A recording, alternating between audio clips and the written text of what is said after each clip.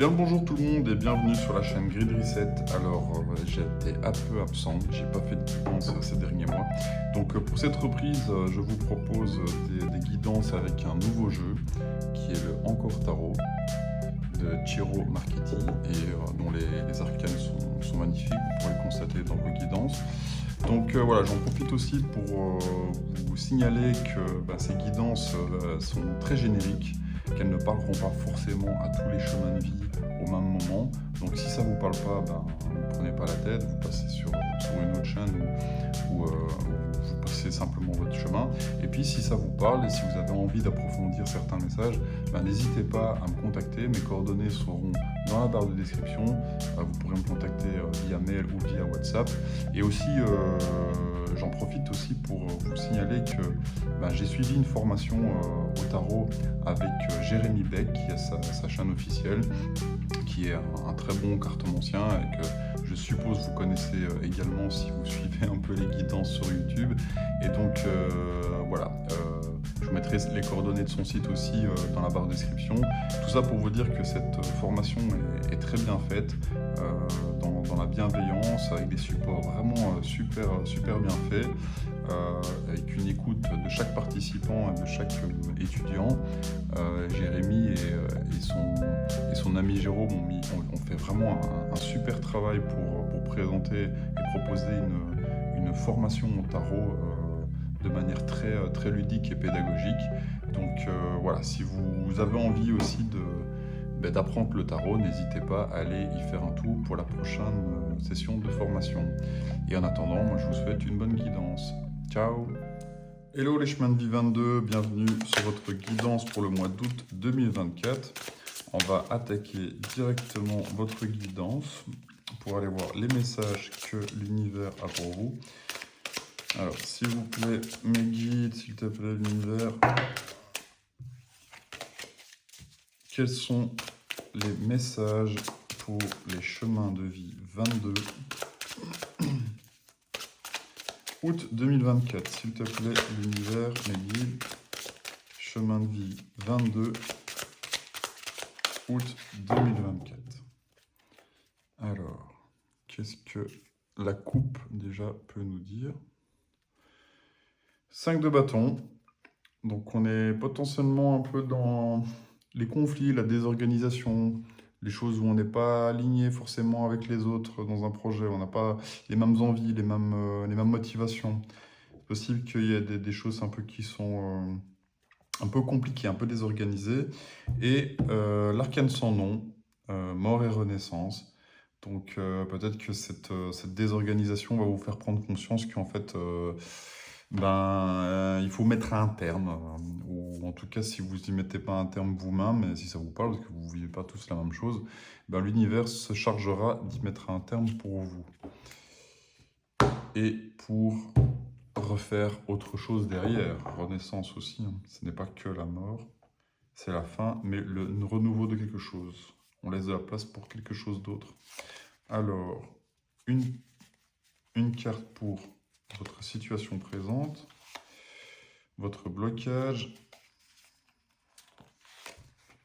passé récent, ce que vous avez en conscience, ce qui vous est inconscient, futur proche, votre crainte ou espoir, les énergies extérieures, votre conseil et le résultat potentiel final. Allez, c'est parti. Chemin de vie 22, août 2024. Alors, on a l'empereur, le pendu, valet de denier, le 7 de bâton, le 2 de bâton, l'as d'épée, l'as de denier, la lune, roue de fortune et palais de bâton. Ok, des belles choses aussi pour le mois d'août pour vous. Euh, alors, avec cet empereur en situation actuelle, vous faites preuve un peu d'autorité, de stratégie, de structure. Donc en fait, l'empereur, c'est une arcane, c'est un archétype qui peut paraître parfois un peu dur, mais l'avantage de l'empereur, c'est qu'en fait, dans votre vie, en fait, à un moment donné, vous avez toujours besoin un peu de structure, de méthode, de stratégie. Et l'empereur, en fait, c'est réellement ce qu'il incarne. Donc, ici, actuellement, potentiellement, vous avez besoin de cette énergie, ou en tout cas, vous la ressentez, de devoir mettre de l'ordre dans vos affaires, que ce soit au niveau sentimental, familial, professionnel. Vous structurez les choses, quoi. D'accord? Et, et pour une certaine stabilité, quoi. Ce qui peut vous bloquer, en fait, c'est que il y a des choses pour lesquelles vous ne voyez pas encore tout sous un bon angle. Avec le pendu, en fait, on a besoin de patienter, de comprendre les choses, quoi. Elles sont devant nous, mais on ne les perçoit pas encore telles qu'elles sont, quoi. Et donc, en fait, vous voyez ici sur la carte, il y a un sablier et il est arrêté. Et donc, en fait, c'est vraiment un moment pour essayer de contempler, d'examiner et surtout de prendre patience sur les événements. Donc, en plus, vous avez la Lune en énergie extérieure. Donc, voilà, je vais revenir après, mais ça me dit vraiment que malgré toute la structure que vous mettez en place, et c'est très bien d'être dans cette énergie-là, vous avez besoin aussi ben, de patienter pour que les choses deviennent plus claires, notamment avec la Lune, où là, ça fera plutôt appel à votre intuition, à vos rêves, aux choses qui sont cachées, qui sont réellement pas telles qu'on les perçoit dans un premier temps, quoi. Et elles sont même cachées, quoi. Donc voilà, ça vous demande quand même de patienter, mais le reste du jeu me dit que voilà, c'est pour des nouvelles choses, des renouveaux, des potentiels vraiment bien. Pourquoi? Parce qu'en fait, euh, dans les énergies passées, vous avez un valet de denier. Donc, c'est pas la personne qui est la plus rapide. Les deniers, c'est tout ce qui est à l'aspect matériel, concret et finance de nos vies. Et en fait, avec un valet, peut-être que vous aviez vous avez rencontré quelqu'un ou une nouvelle opportunité, un nouveau job, un nouveau lieu de vie. En tout cas, c'est quelque chose de très concret. C'est quelque chose qui est encore un peu dans l'œuf, c'est pas très mature. Après, avec un valet, comme on est sur une carte de cours, ça peut représenter comme une personne qui vous a offert une opportunité concrète, matérielle, euh, qui est arrivée quand même relativement lentement et qui va mettre du temps avant vraiment de se concrétiser. En tout cas, il y a une opportunité, surtout qu'en fait, ici, en crainte et espoir, vous avez un as. Donc vous réfléchissez, je pense, à cette opportunité qui vous a été peut-être livrée euh, via un messager, via quelqu'un qui, je sais pas moi, un recruteur ou des gens comme ça un peu qui viennent sur LinkedIn ou autre, que vous avez rencontré par hasard, même s'il n'y a pas vraiment de hasard, mais en tout cas, il y a eu une communication qui vous a dit, ah ben tiens, tu pourrais changer de job, machin, tout ça. Et en fait, vous y réfléchissez parce que dans votre crainte espoir, vous avez un as de denier, donc vous savez que c'est un potentiel, que c'est concret, que c'est matériel, que c'est peut-être au niveau de votre job, que ça peut être un nouveau changement, une nouveauté. Et donc vous y réfléchissez, quoi. Bon, avec la Lune, c'est encore un peu... tout est pas encore divulgué, je pense. Vous avez encore besoin de réfléchir. Surtout que vous êtes dans l'empereur, vous êtes dans la structure, dans l'ordre. L'empereur, il attendra d'avoir toutes les informations avant de prendre ses décisions, quoi. Et il va pas se lancer à tête perdue comme ça. Parce que du coup, ici, ce que vous conscientisez, c'est que vous êtes dans un set de bâtons où en fait, vous avez quand même un peu cette motivation. Après, vous vous protégez un peu. Vous voyez, ici, il y a des bâtons. Et la personne est un peu seule contre tous. Donc, je pense que ça vous fait réfléchir à cette opportunité potentielle. C'est pour ça que vous êtes aussi un peu dans cette situation de pendu.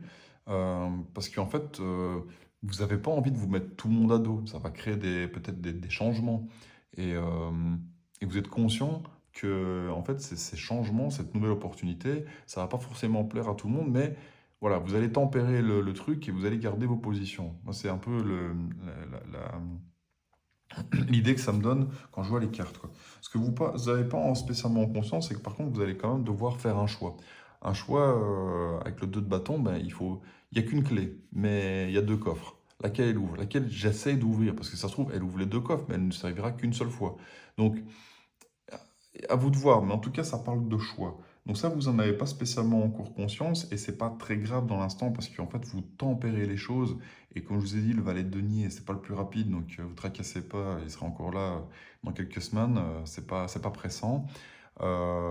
Mais donc voilà, vous allez petit à petit, je pense, vis-à-vis de ce pendu et de cette lune, vous rendre compte qu'il y aura un choix à faire, quoi. Entre peut-être deux jobs, un que vous avez déjà et un autre ou deux opportunités. Ça à vous de voir dans ce que vous vivez. J'ai l'impression que c'est plus quand même côté personnel, peut-être développement personnel, en tout cas professionnel.